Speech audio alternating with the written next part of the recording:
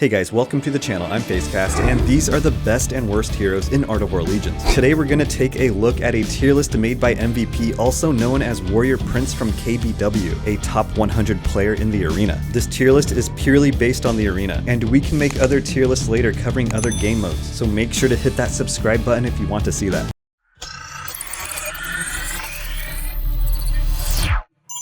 Starting things off in the F tier, we have Beowulf, a legendary hero with an active skill called Wrath of the Berserker that taunts the enemy and deals damage. In addition, he has a legendary skill called Shield Assault that grants him a chance to perform a counterattack that deals true damage. And sometimes people ask me what true damage is. True damage is a type of damage that will ignore an enemy's defensive buffs or effects, such as immunity established by an accompanying hero like Selene. So a counterattack will cause damage, and that damage will do exactly what it says on paper. Harrison, a legendary hero with a third legendary skill called Tea Party Time that revives him and some of his troops once during a battle. However, he just never works out in the arena. Genichiro, an epic sword-wielding hero who deals area damage and causes bleeding. People sometimes also ask what bleeding is, and bleeding is a type of effect that when applied to a target will cause that target to take damage over time, as if they are bleeding or bleeding out. Minotaur, an epic hero who deals damage and stuns enemy units in a straight line. Kelvins, a rare hero who casts energy shields that protects friendly troops before they burst and deal damage to nearby enemies. Miller, a rare hero who lunges towards the enemy, deals damage and stuns them. His basic attack can also steal health and be converted into a ranged attack. Chris, an epic hero who throws a Christmas tree at the enemy in front of him in a straight line, repelling them and causing damage. Robin Hood, a ranged hero who shoots a charged bow that penetrates through the enemy. Ainz, a rare hero who can summon his own reflection during a battle and has critical damage enhancements. He's good in Infinity War, just not in the arena. Cassandra, an epic hero who throws tarot cards around her, stunning and damaging the enemy. She also serves a purpose in Temple of Fusion, but her luck does not translate into the arena. Mashi,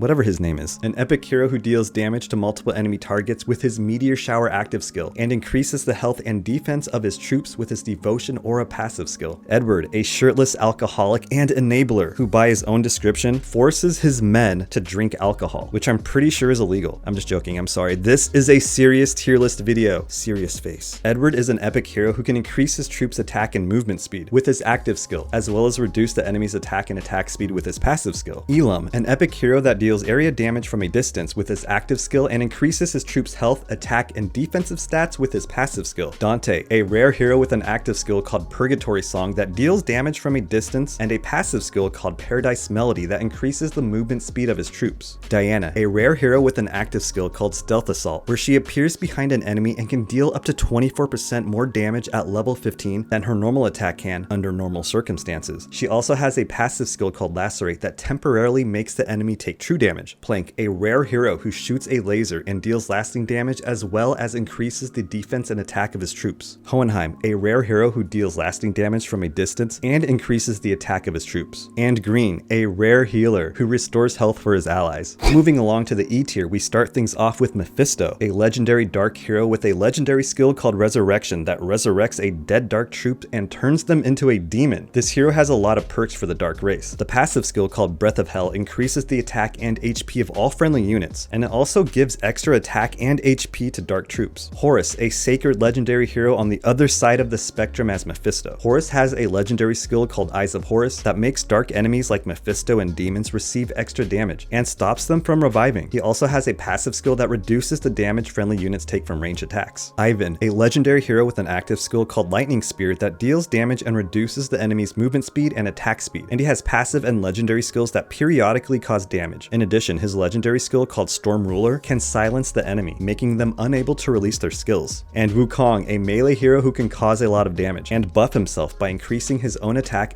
speed, and applying immunity with his legendary skill. In the D tier, we have Neza, a legendary hero that flies towards the center of the enemy's army, dealing damage, knocking them back, and burning them alive. Burn damage will drain the target in intervals. For example, it can burn about 500 damage every 3 seconds, which would equal 1,500 damage in 9 seconds over time. Athena, a legendary hero with a passive skill called Peace Olive that heals enemy units every 2 basic attacks. An active skill called War Spear that has 3 different phases. Athena first throws her spear and that stuns and deals initial damage. Then a formation of spears form to stun and deal secondary damage, and then the third phase is when she recalls her spears, in which they create a shockwave dealing damage for a third time. Dracula, a legendary hero with an active skill called Devil Invasion that summons bats to deal damage, and a legendary skill that essentially revives Dracula after his first death. Apollo, a legendary hero that deals damage from a distance and increases the attack of friendly units. Odin, a legendary hero with an active skill called Spear of Eternity that shoots a light beam through the enemy, causing damage in intervals. He has a passive skill called God's Blessing that reduces the damage taken by friendly sacred troops and increases their skill damage, and he also has a legendary skill called Power of Odin that creates a magical vortex, pulling enemies into the center, damaging them, and then tossing them back. And Drake, a legendary hero that deals lasting damage from a distance and increases attack speed, and movement speed of his troops. And the C tier is Azrael, and this is where we are going to get into what Warrior Prince has to say about each hero. So from here on out, we are going to read what he has to say verbatim. Warrior Prince says, "Congrats on top 50. Might as well use the cool profile picture because you won't be using him in the arena." Starting off in the B tier, we have Kraken, and Warrior Prince says, "Don't let the spinning comedy show he puts on fool you. I've seen top players rocking him, and they can catch you off guard and beat you. However, he says that a few Kazis can ruin his party, so we can't put him in the A tier." Arthur, wow, one of the best offensive heroes dropped from the S tier without any buffs or nerfs, and I'd argue that he could even be ranked lower. I have no idea what happened, but he is still decent on offense. Zeus seemed to be plunged into the toilet with the Voodoo Doll nerf after being an A tier hero, but now that they've been buffed again, we'll see what happens. He says that he's ranking him with the optimism from a recent Voodoo Doll buff. Davison is going to need a ton of Frost Archers, and it's still not going to be enough with a perfect formation to take out any of the top heroes, aside from low Frost Archers, Selene, and Kiones. And Poseidon, Warrior Prince says his wave looks pretty cool, so he'd be in the S tier for ranking visual effects. Unfortunately, visual effects don't make the hero any better, so you're going to be stuck attacking Kione and Ali with a lot of 9-load troops and praying for a win, but I've seen him start taking out Arthurs recently. In the A tier is Jhin, and Warrior Prince says, "It seems like it was just last season I could take down higher level Selenes and beat every hero with them, but this season I couldn't beat the Selenes without making changes. He seems to do very well against Seondeok, Ali, and maybe Kione, so I have him in the A tier for now just because there is not a lot of data on him aside from my own testing. He seems to be heavily RNG dependent, given his 20% crit chance for a 400-ish% damage increase that heavily influences the outcome of the battle." And last but not least, in the S tier we have Selene, and he says that Selene was the hero to beat for the longest time, but after using her for every arena battle for every season, I have noticed every other hero in the S tier can beat her now. In addition, you can't even think about attacking Kione with her, so that should give some insight why she isn't the only hero in the S tier. However, she will always be my side girl Selene. Who's your main girl MVP? Ali, he says that he had her in the A through B tier until the Voodoo Doll buff, and now he is seeing a lot of top players rocking her. Just make sure you have 13 plus Voodoo Dolls, or you won't be playing her at the top. Most top guys are using 20 plus dolls. Seondeok, don't forget she's still relatively new, and no one really had a solid formation for her, but just this season it seems like a few players schemed up a niche formation that's getting used all over the place, and can beat any hero in the arena. On the side note, if you guys want to see a Seondeok formation video, let me know in the comments below. And finally, the last hero to be ranked in the S tier is Kione. Warrior Prince says, "Being the hero I refuse to fight in the arena with Selene is big. Her problem is she is the hero to fight with Ali and Seondeok, and maybe Jhin. So that'll leave you attacking only Kiones, Selenes, and Arthurs, making her offense a little tricky, especially with Arthur's fall from grace." Thank you so much for watching the best and worst heroes in Art of War Legion's tier list. I don't know if I sound really silent. I have a really bad sore throat.